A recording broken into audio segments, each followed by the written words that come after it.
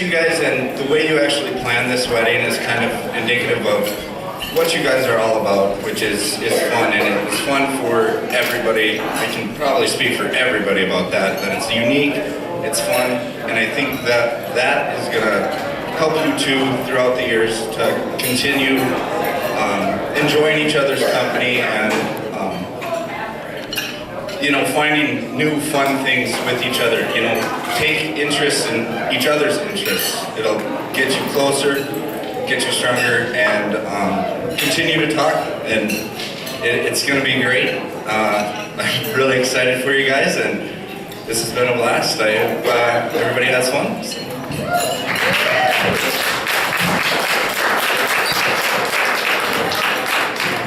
White way. White way.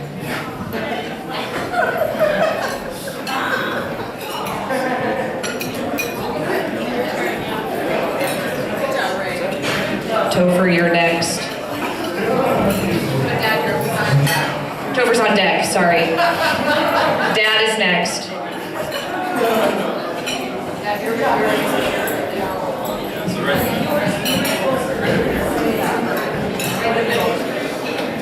I wanted to thank everybody for making the trip out here. I especially wanted to thank my mom for making the trip to California, along with my two sisters that helped her along. Appreciate that, it was very nice.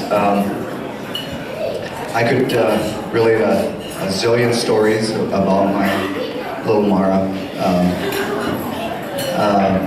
but I thought I'd instead just mention that someone brought up to me a few minutes ago that one of my memories is with both these young people was jumping out of an airplane, perfectly good airplane. I'm not sure how Mara talked me into it. It was her idea, and we actually lived through it. We made it to the ground. It was a memory I'll always have of Kyle. And, I was the first one out of the plane. I'm not sure if that was a plan.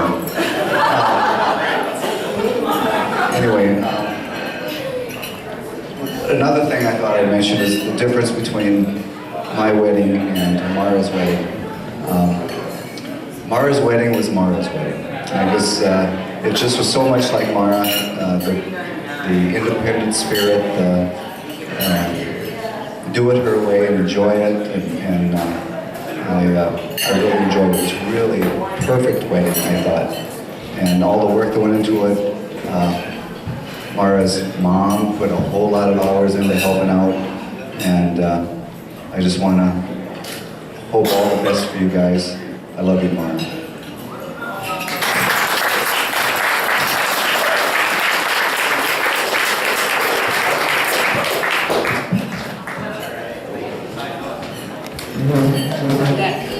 Whitney's on deck.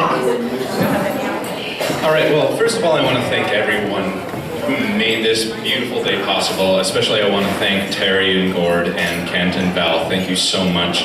You raised a wonderful pair of people here. So thank you to everyone who came to celebrate and make this day possible. Mara, I love you dearly, but other people are going to talk about you, so I'm going to tell an embarrassing story about Kyle. So as I was thinking about what I wanted to talk about today, something Mara said in her vows actually really struck me. She said something that Kyle is loyal to his friends, and that is absolutely true. Sometimes, maybe too much in a way that kind of doesn't work out for him. So, one time in high school, a whole group of us, many of us who were here, were out of town for something school-related. I don't remember if it was band or speech or theater or whatever. And despite spending 3 days and long bus hours together, we decided, hey, let's get together when we get back home and watch a movie together. Well, we all converged at Mike's son's place, and Kyle, being Kyle, promptly fell asleep on the floor. Well, near the end of the movie, someone calls the house, and Mike's sister Liz picks up the phone, and it's Gord looking for Kyle, a little worried about where he is. So Liz walks over to Kyle and tries to wake him up, and she says, Kyle, it's your dad. And Kyle responds with, what? And she picks up the phone, and this was back when landlines existed. She picks up the phone, points at it, and says, "See, look, Dobit's residence, it's for you." And she hands the phone to Kyle. Kyle puts it up to his ear and says, "Hello? Dobit's residence?" So I think it's undeniable that Kyle is the type of person who would spend every moment of his life with the people he loves. And so I cannot tell you how immeasurably glad I am that he has found someone that he will spend every moment with for the rest of his life. And one of the things I think is beautiful about the two of you is you're both weird.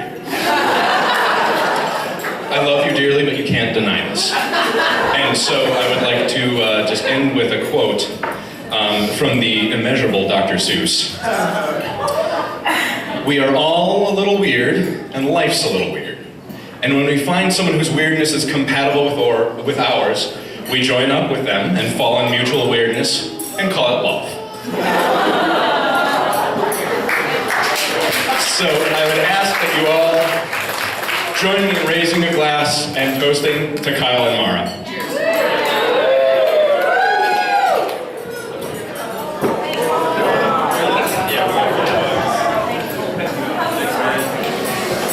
Who's on deck? Mike is on deck.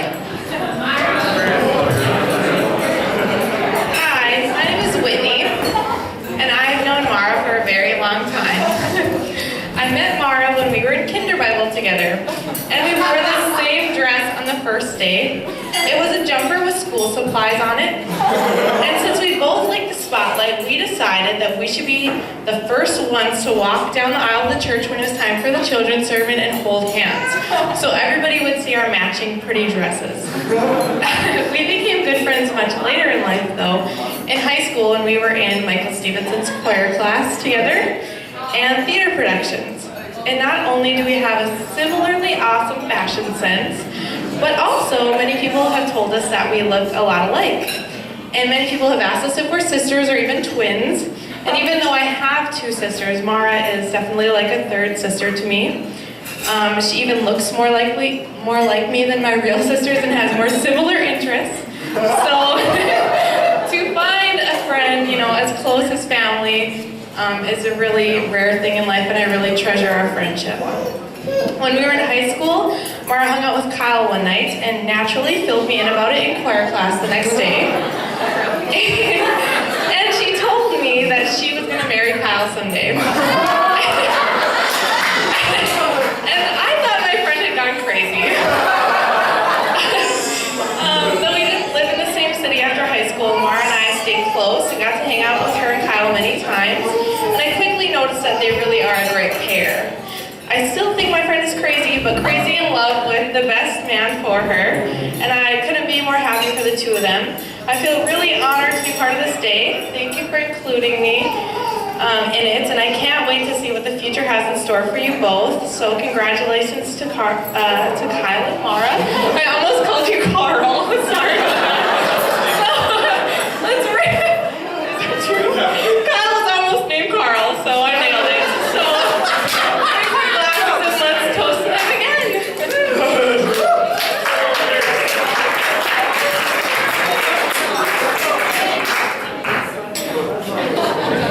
Luke is on deck.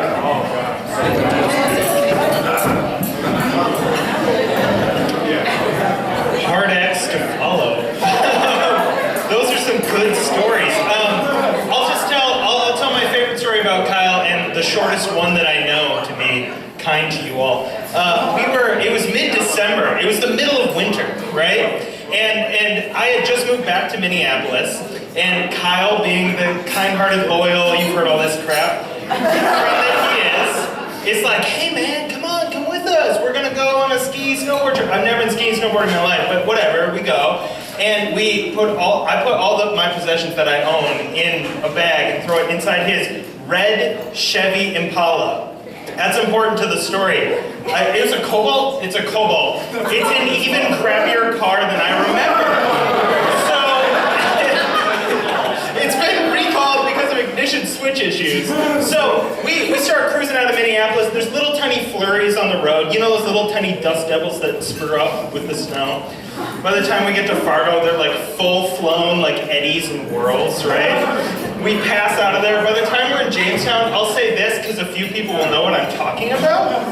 We could not see the white buffalo statue in Jamestown because the snow was a wall. Like it was a serious like disaster zone, right? There was a blizzard coming, so like normal people would quit, you know? Like they'd drive off and be like, oh, let's get a hotel. This looks like a bad storm. So what we did is we kept going, and by the time we got to Bismarck, the law had made the decision for us. The cops had blocked off the interstate, right? And there's this row of cones and police officers, so Kyle pulls off. And he calls his mom, right? And she did what every North Dakotan mom does, right? She immediately jumped on Google and looked for directions around that exit so we could get back on the interstate and get to Dickinson, right? Yeah, that's where we go. And so we did that, us in this intrepid van that was right in front of us. And we followed it like this torchlight going through space. It was all we could see. Like if it went off the road, man, we were going to. Like, we were friends with this guy, right? So we keep going, and then we realized why the cops had stopped people from going on the interstate. It's because berms of snow had built underneath all the overpasses. Like these walls of snow. So when his Cobalt hit the snow, it kind of went like, you know, like a little bit of that. And we were like, whoa, whatever, I'm fine. And then eventually, we were going fast enough, and the berm was big enough, and we hit it, and just like, and I'm riding with Kyle, in this car, just cruising. We've taken air with no 4 wheels are touching the ground, right? And we go, and you know, I have to admit, I had 2 thoughts at that moment. 2 thoughts. One, I will never, and you are not allowed to repeat, never tell my mom this story. Never tell her, she'll die. 2 was that I was fearless, because I have been on 100 adventures with Kyle, and I trust him with my life. This guy is the most loyal, great person that I have ever had the pleasure of knowing. And any of you who know Mara know that she's twice the woman that he'll ever be. So, that's great. Yeah. You know, when I think back on the million moments that led me to this time, right? And the million moments that are going to come after this time with my friend Kyle and with my friend Mara. I think of it like a starscape, like 1,000 stars in the sky, or perhaps more aptly like a 1,000 grains of prairie grass in the seed, you know. And these 2 are caught right in the middle, right? It's like this moment and our next. And the only way to go forward is the forging of our destinies and our histories together. And that these 2 are now going to be one. And I think that that's a great thing. I think that's a thing worth toasting. I think that's a thing worth saying, hell yes to, right? So here's to Mara and Kyle, my friends and my leaders. May they forever enjoy the companionship that they have so long shown me. Cheers.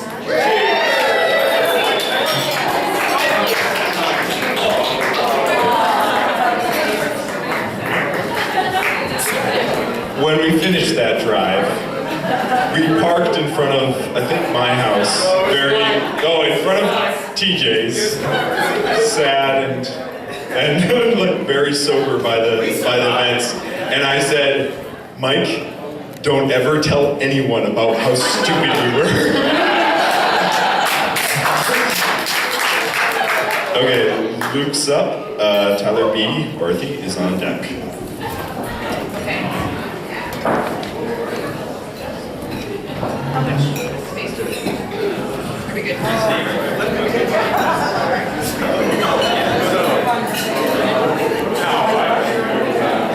Alright, so for anyone who doesn't know, I am Mara's brother. Mike, that was really good. It's gonna be hard to follow that. But so I have great affection for both of these people. I hope it's acceptable for me to express that affection in the following way.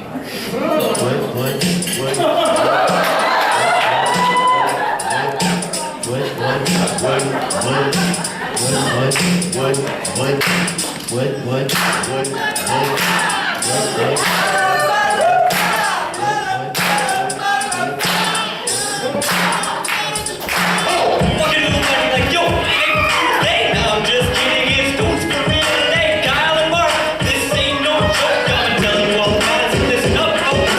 Way back in high school, it's true, I said that guy is cool. One day we'll be wed. Years later, these two fools from North Dakota found themselves together right here in Minnesota. They fell in love, it must be fate. Now they'll be living together down in the Golden State. Gymnastics, dancing, they're basically famous for the way they act. Ridiculous, bizarre, strange, and abstract. Dressing up for theme parties, looking real cool. Going to sweet festivals like Bonnaroo. You gotta admit, this couple's got style. If you pay attention, they can spit a cop Kyle. If you're having girl problems, you feel bad for you, son. You got 99 problems, but a wife ain't one. 99 problems, but a wife ain't one. If you're having girl problems, you feel bad for you, son. You got 99 problems, but a wife ain't one. Got hormones in the house, you best believe he's showing just what is up. Don't miss these things I'm telling you. It's now overdue. You won't find anyone better than these two. They like traveling across the U.S. If they think they ain't gold, reassess. Need a way for such great heights. If I had to give some sage advice to my sister and my brand new bro, stick together, don't ever let go. We know Kyle ain't dumb, he's got 99 problems, but a wife ain't one.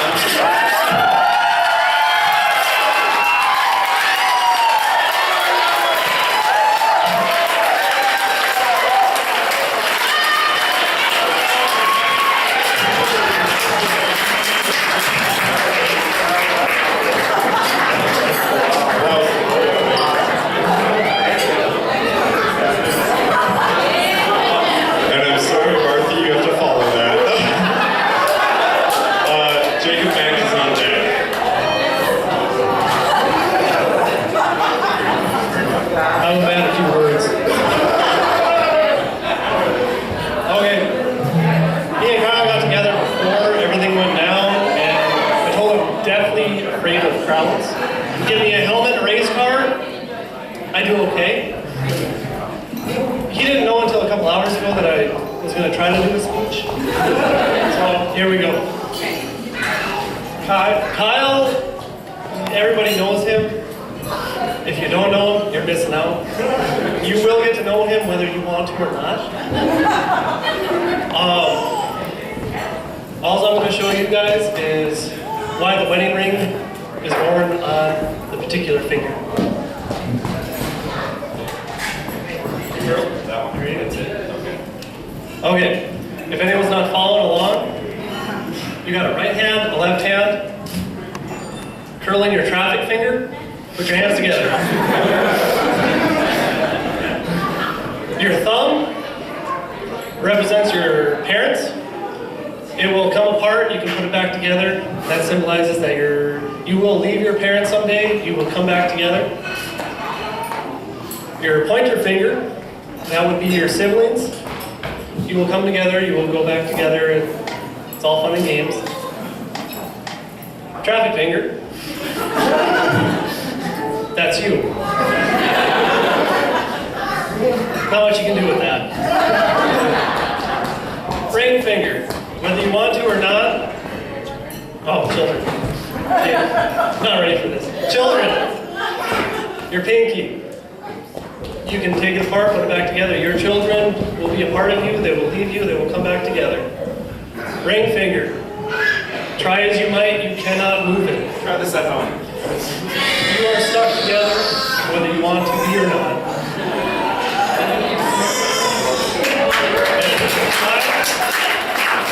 You did the best you went above and beyond what you could do.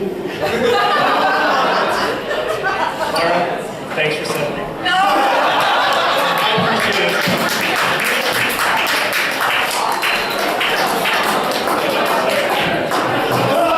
Great job. Okay, finishing